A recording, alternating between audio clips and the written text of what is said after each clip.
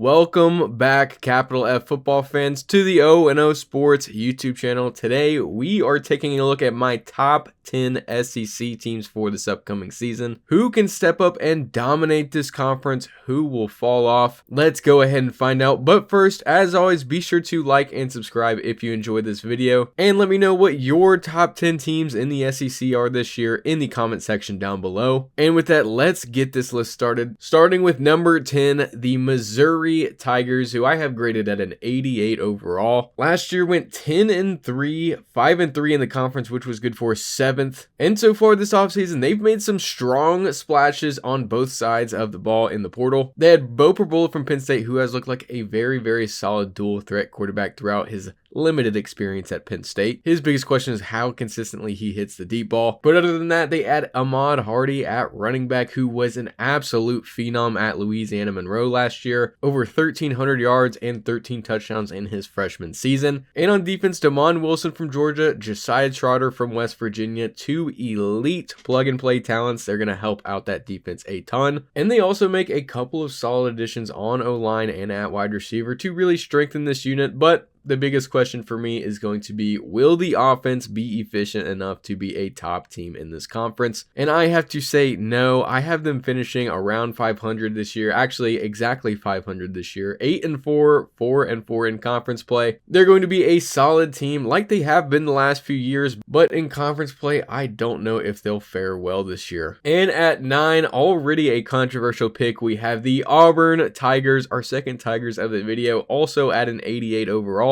Last year went 5-7, 2-6 in conference play, which was good for 13th in the SEC. And I personally am not of the belief that Hugh Freeze is going to magically turn this team into a 9 or 10 win program. But they have made some very interesting additions this year, starting with Jackson Arnold, who was a super talented, very high rated prospect coming out of high school. But he was very inefficient last year at Oklahoma in his first year as a starter, which I personally am chalking up to bad environment, bad system. I still think he can be a great quarterback. It's just, will he be able to be that at Auburn? And with help from Eric Singleton Jr., another addition they make this year, I think it's very likely. He was the 7th overall transfer prospect as a wide receiver, over 1,400 yards and 9 touchdowns in 2 years at Georgia Tech. And on top of that, they also retain very underrated talent on offense, like Cam Coleman at wide receiver, Damari Alston at running back. And on defense, they add a ton of rotational depth. This unit suffered in attrition last year, so adding that amount of depth to this unit is a very good thing. This year, I predict they go 6-6,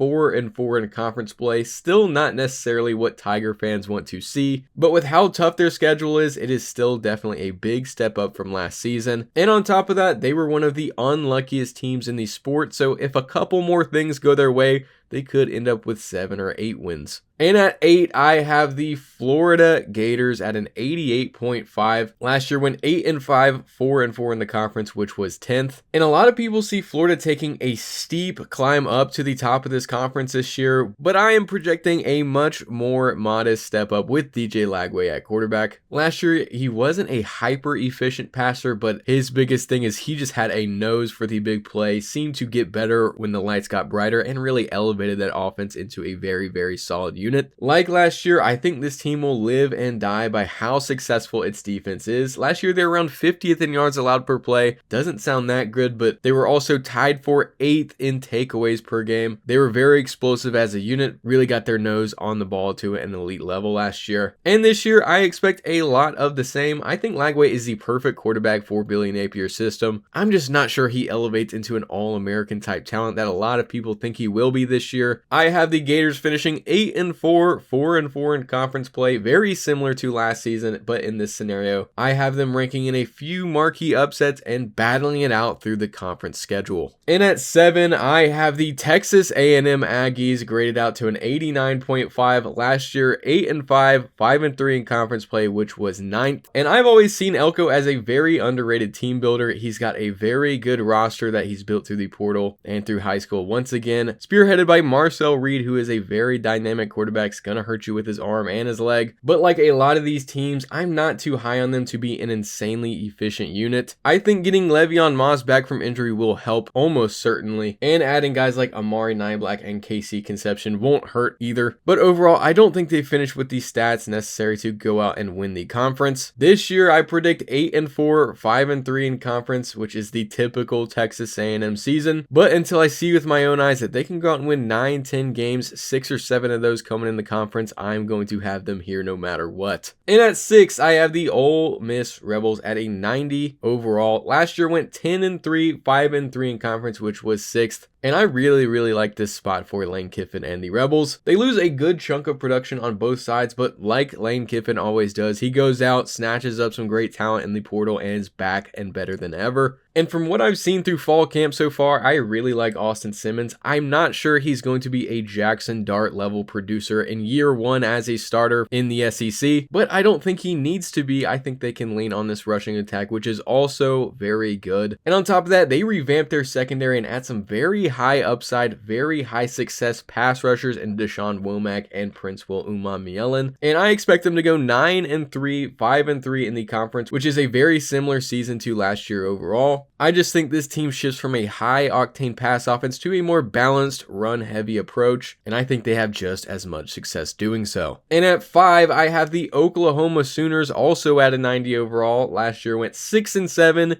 2-6 in the conference, which was 14th, and they have just made an insane turnaround this offseason from a personnel standpoint. And I wouldn't normally be this high on a team that was as bad as it was last year. The offense was abysmal, one of the worst overall in the Power 4, but they go out and add John Mateer and add his offensive coordinator to go along with it, and I have no doubt they'll be able to flip the switch there. Not to mention, they add Jaden Ott, who has All-American type upside at running back if he stays healthy, and to top it off, defense really wasn't a concern for them last year. They'll hover around top 30 in the country once again, and I have them finishing 9-3, 5-3 in the conference. This team's going to be a lot of fun to watch this year, especially if they get clicking early on, and they could even be a big spoiler team for a few SEC teams looking to make the playoff this year. And at 4, I have the Alabama Crimson Tide graded at a 94, very high. Last year went 9-4, 5-3 in conference, which was 4th in the SEC. And to keep it short and sweet here, this is still one of the most talented squads in the country. I don't think they have any flat out weaknesses other than inexperience at quarterback, but I am of the opinion that Ty Simpson is going to be at least as good or even better than Jalen Milroe was in this system last year. They bring back one of the top defenses in the country, but I think what holds them back from being an SEC championship caliber team once again this year is just the natural growing pains that Kalen DeBoer is going to face. I have them going 10-2, 6-2 in conference, which is a step up from where they were last year. And I know he's got talent. He has Ryan Grubb now, but I think they're still a year away from reaching back up to the top and getting back at that elite level, but I could very well be underestimating them. And at 3, I have the Georgia Bulldogs at a 95.5, one of the highest teams so far. Last year went 11-3, 6-2 in the conference, and finished 2nd. And to me, this feels like a bit of a strange tweener type season for the Bulldogs and Kirby Smart. They're still going to be hard to beat. That defense should be one of the best in the country once again, but I'm not completely sold on either of their quarterbacks. Gunnar Stockton may be limited as a passer. Ryan Puglisi just might not be ready to lead this team in general, and they're going to have to lean on the ground game as an offense to be successful, which they weren't great at doing in 2024. Last year, just 3.9 rush yards per attempt, which was 84th in the country. This season, I have them going 10-2, 6-2 in conference play, but flat out, this is still one of the best programs in the country. I'm just not sure the offense will be able to carry the load and lead them back to a national championship this year. And at 2, a controversial pick, I have the LSU Tigers at a 91 overall. Last year went 9-4, 5-3 in the conference, which was 5th. And this is the second team I have turning the corner and really getting it done for the first time this season. In the Big Ten, it was Penn State, and now in the SEC, it is LSU with Brian Kelly. And I can narrow it down to 2 main reasons I am so high on this LSU team this year. The first reason being I am a huge believer in Garrett Nussmeier. I think he is top 2 in the Heisman race. He's all around probably the best passer in the country, and I think he leads this offense to one of the top units overall in the country. And 2, Blake Baker enters his second year as defensive coordinator for LSU, a unit that made a modest step up last year, but who I think can take another leap and be top 50, top 40,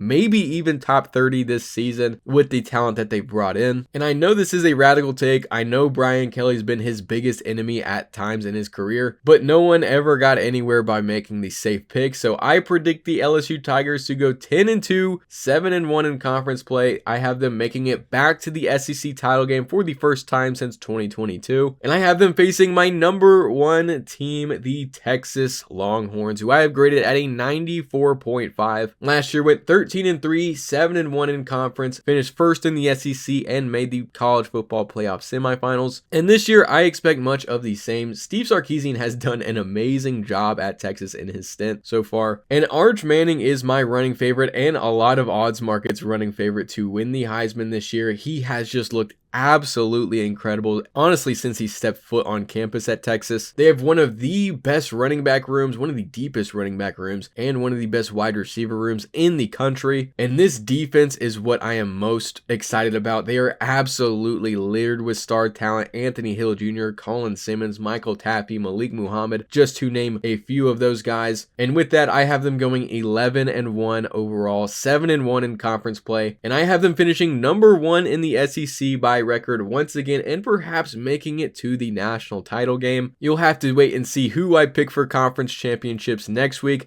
Stay tuned for that, and as always, thank you for watching. Be sure to like and subscribe if you did enjoy the video. Let me know your top 10 SEC teams for the upcoming season, and I will see you in the next one.